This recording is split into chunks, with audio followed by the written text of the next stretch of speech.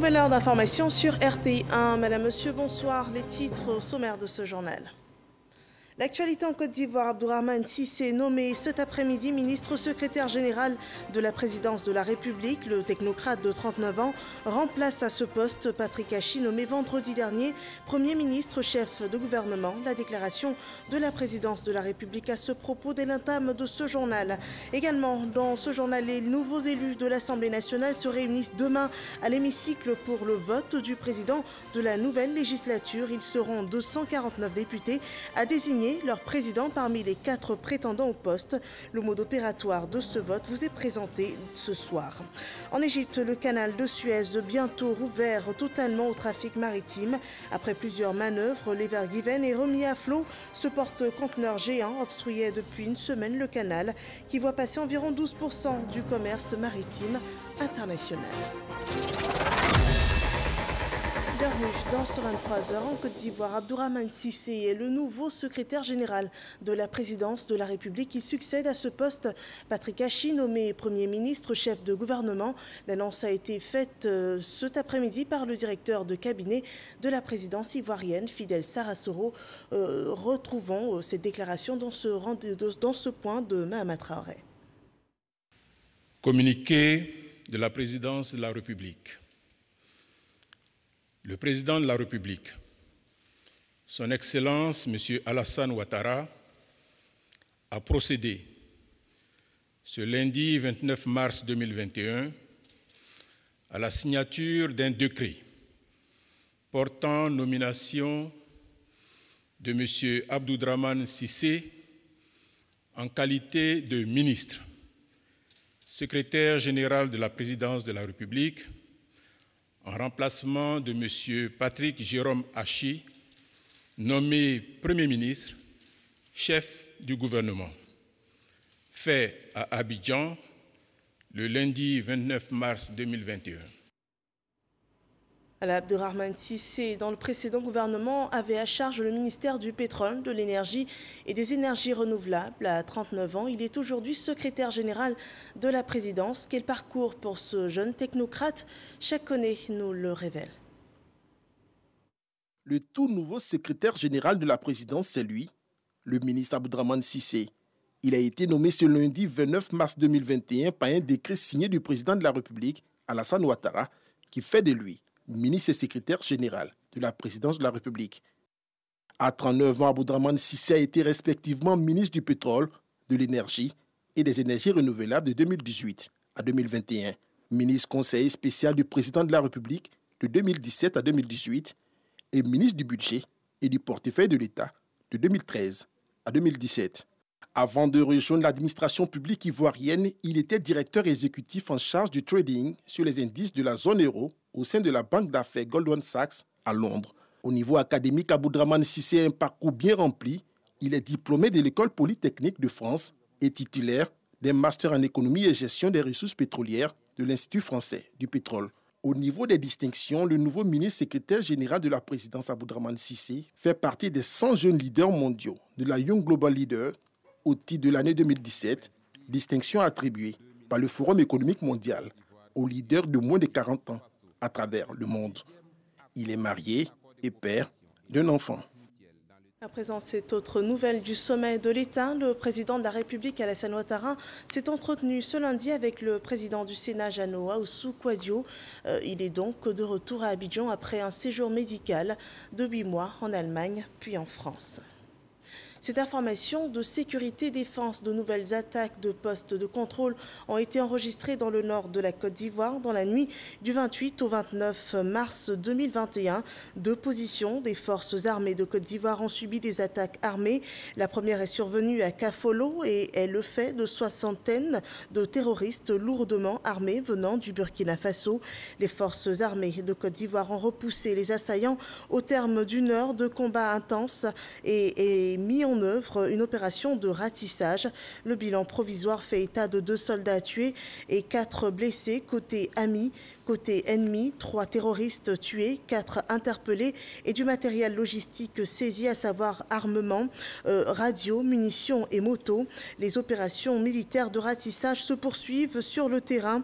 La deuxième attaque est survenue à Kolou-Bougou, à 60 km au nord-ouest du département de Téini, faisant frontière avec le Burkina Faso, où un poste de gendarmerie a été la cible d'individus non identifiés. Un gendarme ivoirien a été tué et un autre blessé. Aucune victime découverte côté ennemi pour l'heure. Le chef d'état-major général des armées présente ses condoléances aux familles des soldats tués et formule des vœux de prompt rétablissement aux blessés. Il salue le courage et la détermination des hommes engagés dans cette opération. C'est un communiqué des forces de Côte d'Ivoire de l'état-major général des armées signé ce jour à Abidjan du général Lassina Doumbia, chef d'état-major général des armées. Pour un meilleur contrôle de la frontière entre le Burkina Faso et la Côte d'Ivoire, un accord de coopération transfrontalière a été signé. Les autorités administratives, les forces de défense et de sécurité, les guides religieux, les leaders communautaires ont été instruits sur les clauses de cette convention dont nous parle Clément Boko. Le préfet de la région du Bunkani et le gouverneur de la région du sud-ouest du Burkina Faso en visite officielle à Bayeldouo, Mossibougou, Nassatenga, Doropo et Kalamon. Des zones frontalières où la non-matérialisation de la frontière a occasionné bien de déficits. Les émissaires de la Commission nationale des frontières de la Côte d'Ivoire et celle du Burkina Faso n'ont pas manqué d'exhorter les populations à la cohabitation pacifique. Comme il est dit au niveau donc de nos commissions nationales de frontières, il y a une seule phrase à retenir. Au-delà de nos frontières, restons frères et sœurs pour notre propre bien-être. Le plus important pour les populations, c'est simplement la satisfaction de leurs besoins au quotidien, notamment les besoins sociaux. Leur préoccupation n'est pas de connaître la bonne, mais de savoir que leurs préoccupations sont vraiment au cœur des politiques des deux gouvernements. La volonté des deux gouvernements, c'est de faire en sorte que autant les populations qui sont au centre, au nord, bénéficient des bienfaits du développement, il faut que ces populations riveraines aussi vont bénéficier du même développement. Et nous leur disons, si c'est le Burkina qui va investir, ou c'est la Côte d'Ivoire qui va investir, ces investissements sont faits dans l'intérêt des populations et non des pays. Quitte à demain, lorsque la démarcation va se faire matériellement, dire cette infrastructure est située en Côte d'Ivoire ou est située au Burkina. En plus des conflits fonciers, des problèmes de voirie, d'infrastructures éducatives, de télécommunications, d'adduction en eau potable, les populations ont souhaité qu'un accent particulier soit mis sur la sécurité. Les administrateurs ont, quant à eux, rassuré les populations sur les efforts consentis par les deux États pour traiter la question de la sécurité en priorité. L'Assemblée nationale fera sa rentrée solennelle le jeudi 1er avril prochain. Mais en attendant, demain, 249 élus participeront à la séance inaugurale durant laquelle sera désigné le président de la nouvelle législature. 4 candidats sont en lice. Le secrétaire général de l'Assemblée nationale a ce jour donné des précisions sur cette opération à l'hémicycle ivoirien. Le compte-rendu de Moussa Konaté. Reprise des activités à l'Assemblée nationale. Le coup d'envoi sera donné ce mardi avec la séance inaugurale. Une réunion des députés au cours de laquelle se tient l'élection du président de l'Assemblée nationale. Des détails sur ce premier rendez-vous sont donnés par Alain Akapo Adra, le secrétaire général de l'institution. Pour une législature qui débute, la première activité que nous devons faire, c'est élire le président de l'Assemblée nationale pour que ce président élu puisse, lui, conduire les autres activités de l'Assemblée nationale. Donc c'est cette activité qui va consister en l'élection du président de l'Assemblée nationale que nous appelons séance inaugurale. Et cette séance inaugurale-là, elle a lieu une seule fois chaque 5 ans. Après l'élection du président de l'Assemblée nationale, ce sera au tour de la rentrée parlementaire des députés. Elle est prévue le premier jour ouvrable du mois d'avril. Cette année 2021, la cérémonie solennelle d'ouverture de la session ordinaire se tiendra ce jeudi 1er avril. Lorsque le président aura été élu, ce sera donc à lui de conduire les autres activités de l'Assemblée nationale. Et la prochaine, sinon la plus prochaine activité que le président de l'Assemblée nationale aura à conduire, ce sera l'ouverture solennelle de la première session ordinaire de la législature, donc l'ouverture solennelle de la session ordinaire de l'année 2021. Pendant les 5 ans que cette législature va durer, chaque premier jour ouvrable du mois d'avril, le président de l'Assemblée nationale va ouvrir de façon solennelle la session ordinaire. Notons que 249 sièges ont été pourvus au sortir du scrutin du 6 mars dernier. Les élections seront reprises dans 6 localités, dont 4 pour des raisons d'annulation par le Conseil constitutionnel et 2 pour cause de décès de candidats. Et avant l'ouverture de cette séance inaugurale, je vous invite à en savoir davantage sur le mode opératoire de cette séance qui aura lieu demain au Palais de l'Assemblée nationale. Comment se déroulera le vote, qui sont les candidats en lice et surtout comment sera constitué le bureau de séance. Ce sont des points sur lesquels nous instruit Michel Ticré. De façon pratique, la séance inaugurale est conduite par un bureau de séance, dit bureau d'âge, statutairement présidé par le doyen en âge des députés. Celui-ci est assisté par les 2 plus jeunes en âge des députés qui font office de secrétaire de séance. C'est donc à ce bureau de séance qu'il échoit le plein pouvoir d'enregistrer les candidatures au poste de président de l'Assemblée nationale, d'organiser puis de superviser les opérations de vote. Tout député peut être candidat à l'élection du président de l'Assemblée nationale. Pour ce scrutin, ils sont 4 en lice. Amadou Soumaoro, Konate Vassiriki, Traoré Mariam, tous du RHDP, et Nzi Nda Afo Eliane du PDCI RDA. Le président de l'Assemblée nationale est élu pour la durée de la législature au scrutin uninominal secret à la majorité absolue des députés présents au premier tour. Si cette majorité n'est pas obtenue, au premier tour, seuls les 2 candidats ayant obtenu le plus de voix se présentent à un second tour qui a lieu au plus tard dans les 15 jours suivant le premier tour. Une fois terminée, cette élection marque ainsi la constitution de la nouvelle Assemblée nationale. Et l'information sur cette séance inaugurale continuera demain. La réforme du système de l'état civil en Côte d'Ivoire. Le pays envisage des stratégies plus fiables pour une meilleure planification du développement. Des acteurs de ce secteur sont formés sur la mise en œuvre de ces nouvelles dispositions et Kader Sogodogo nous rend compte du renouveau en préparation. Une insuffisance du cadre juridique, une faiblesse de l'infrastructure, une gouvernance, une coordination et une organisation inadaptée, ce sont quelques mots qui ont pendant plusieurs décennies affaibli l'état civil ivoirien. Des données de déclaration de naissance ou de décès qui ne répondent certainement pas à la réalité. Le gouvernement ivoirien a donc entrepris des réformes. C'est justement pour imprégner les acteurs qu'un séminaire sous l'égide de l'Office national de l'état civil et de l'identification, ONESI, est initié à l'endroit de 475 sous-préfets, 201 maires, 37 magistrats et 33 directeurs régionaux de santé.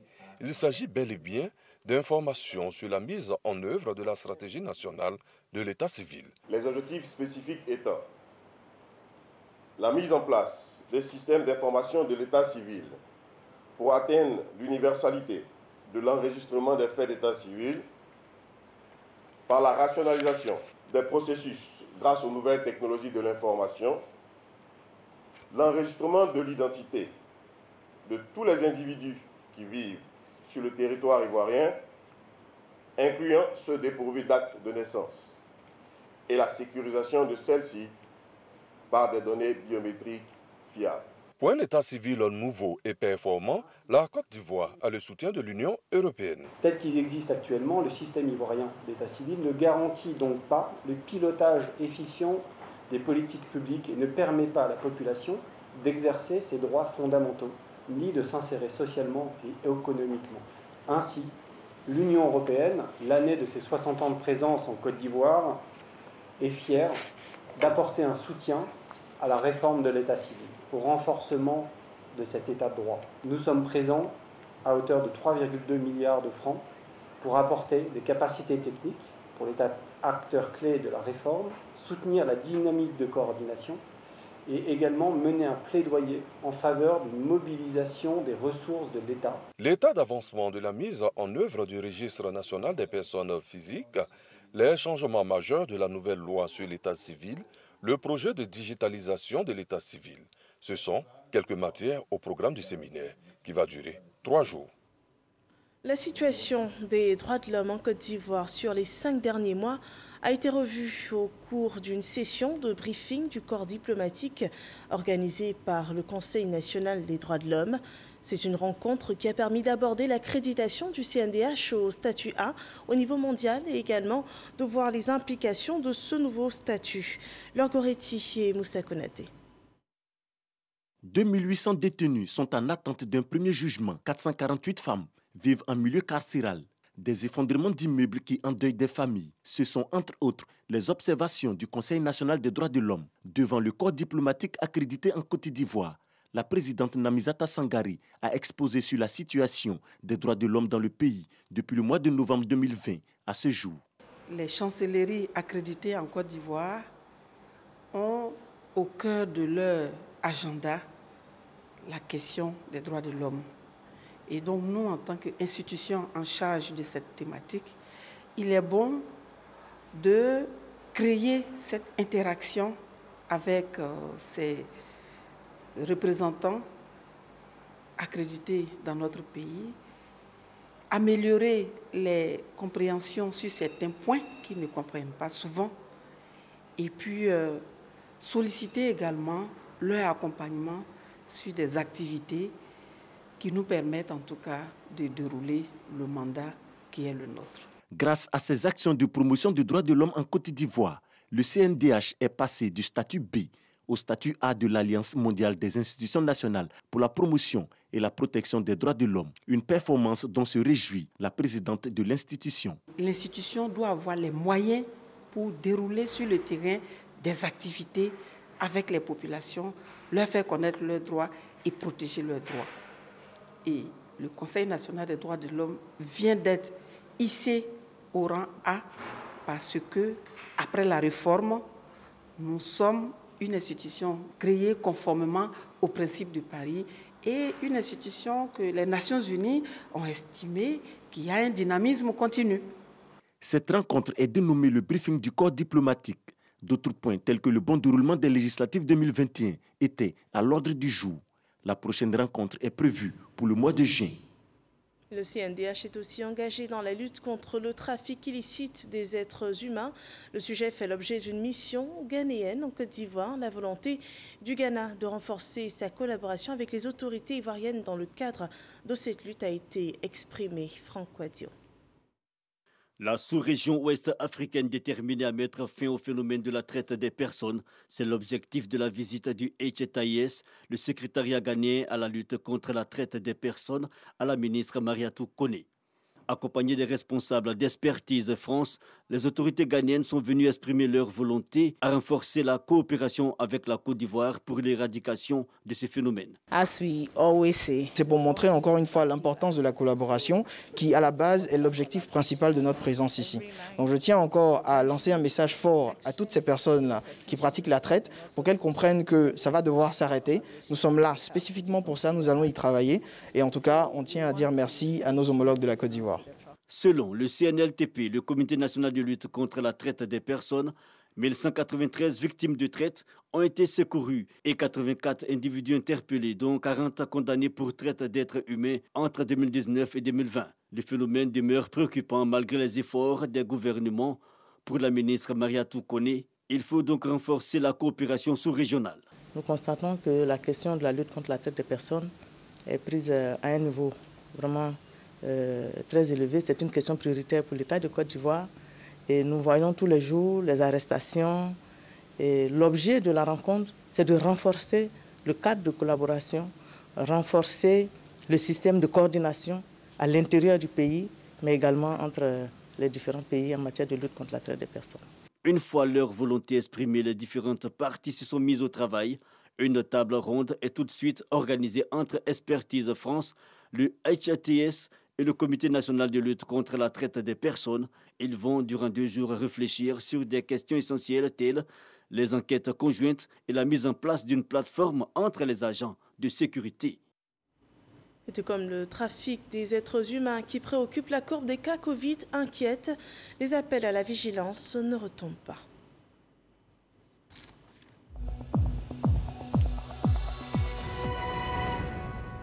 Le ministère de la Santé et de l'Hygiène publique a de nouveau enregistré ce jour 242 nouveaux cas de Covid-19 ce lundi.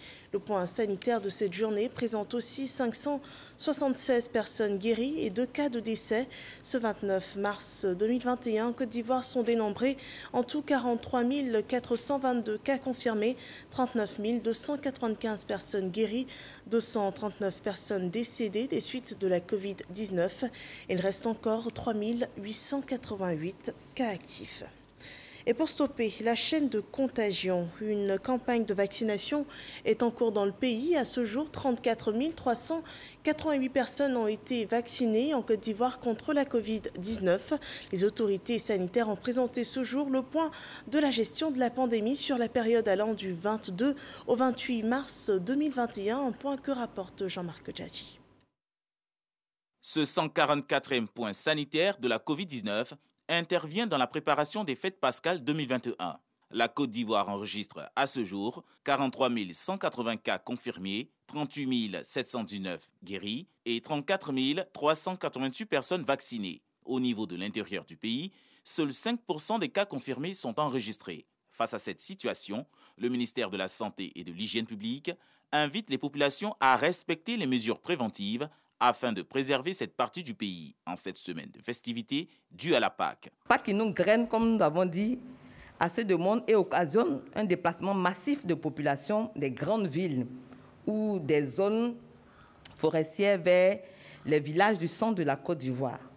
Le ministère de la Santé et de l'Hygiène publique exhorte les populations à la vigilance et la prudence durant ces moments de grande festivité afin que la sécurité sanitaire soit de mise aussi bien dans les églises que dans les villages, notamment le respect des mesures barrières. Le porte-parole de la police nationale recommande à tous les guides religieux et transporteurs la sobriété en tout lieu de rassemblement en cette période pascale. Invitons dans la même veine les guides religieux, dont nous saluons ici le sens aigu de responsabilité dans cette épreuve pandémique dévastatrice que nous subissons depuis déjà 13 mois, à demeurer fermes et vigilants à chacune des occasions de prêche. Cette période sera également l'occasion de nombreux mouvements de population par les transports intra- et interurbains. Invitons ce faisant les syndicats des transporteurs, des chauffeurs et autres acteurs des transports en commun à veiller à la stricte observation des mesures barrières. Le ministère de la Santé et de l'Hygiène publique invite encore les populations à la responsabilité et à la citoyenneté en cette fête pascale 2021. Parlons à présent d'agriculture et pour cela partons pour le nord de la Côte d'Ivoire. Non pour parler de la culture du coton, mais celle du cacao. Il est cultivé dans la région du Kabadougou qui enregistre d'ailleurs un bon rendement. Plus de 1000 tonnes de fèves de cacao ont été produites la campagne dernière. Mais l'exclusivité de cette zone de production cacaoyère entraîne des désagréments.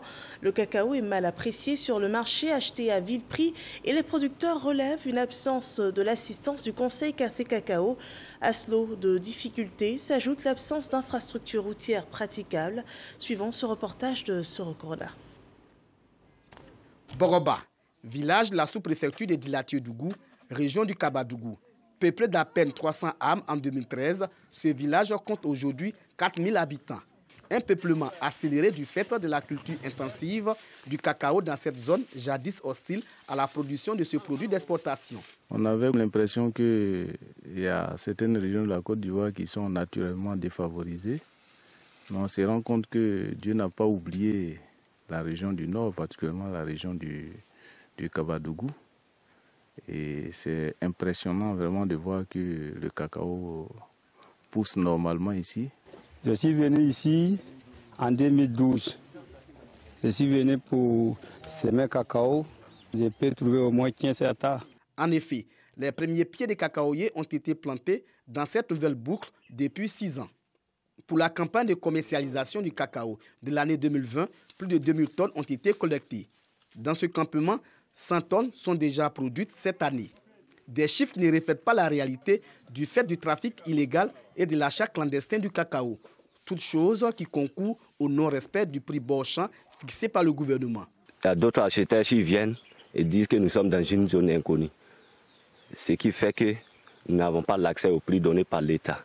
La volonté de ces braves paysans de produire plus de cacao dans la région se heurte à de nombreux obstacles. C'est le même problème de route, il n'y a pas de route. Quand les pisteurs viennent s'installer à Djoulatirou ou à Bogoba, pour faire sortir ici, donc ils ont problème. Par rapport à la pourriture, nous demandons à l'État de pouvoir nous fournir des produits phytosanitaires et traiter les champs pour que la production d'eau dienée de Bogoba soit vive. Conseil cacao, le sous-préfet les a invités, on dirait 2 ou 3 fois. Ils sont venus, ils sont allés voir au champ, mais pour le moment, on n'a pas encore la suite. Le sous-préfet de Djilatier-Dougou sillonne les villages et hameaux pour l'encadrement des producteurs, pour le bonheur du cacao ivoirien dans cette nouvelle boucle. Nous espérons que ces désagréments soient résorbés pour l'essor de la filière du cacao dans cette localité.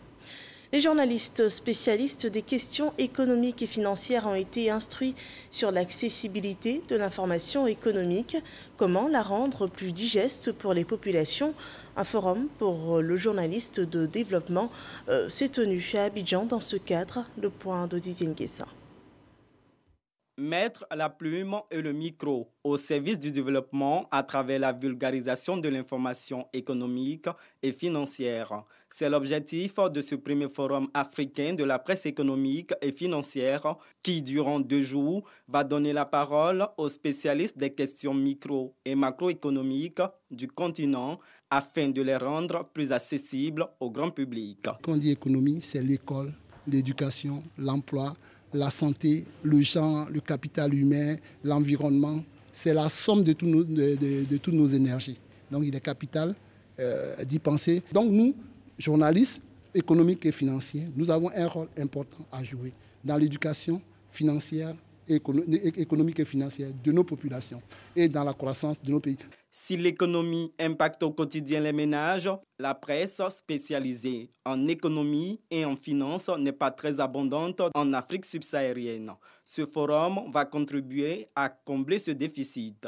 Le journaliste économique et financier joue à la fois un rôle de veille stratégique et d'intelligence économique.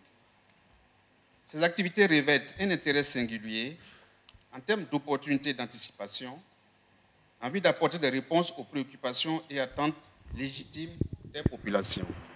En termes de publication en la matière, le ministère de l'Économie et des Finances met à la disposition du grand public des informations économiques et financières de diverses natures à travers des périodiques dont la Côte d'Ivoire en chiffres, la note de conjoncture, le rapport économique et financier, le tableau des opérations financières de l'État.